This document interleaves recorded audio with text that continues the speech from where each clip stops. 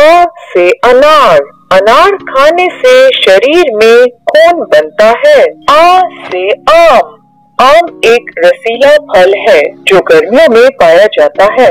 ई से इमली, इमली खट्टी होती है और इससे चटनी बनती है। ई से ईंट, ईंट से घर बनाए जाते हैं। उ से उल्लू, उल्लू एक पक्षी है जो रात को जागता है। ओ से ऊंट, ऊंट रेगिस्तान का जानवर है और कई दिनों तक बिना पानी के रह सकता है।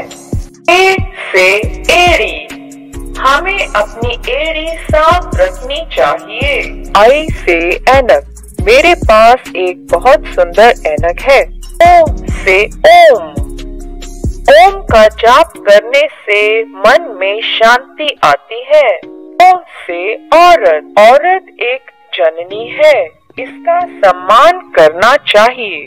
अंग से अंगूर, अंगूर खट्टे मीठे होते हैं और इनसे किशमिश बनती है। ऋ से ऋषि, ऋषि तपस्या करते हैं। आहा।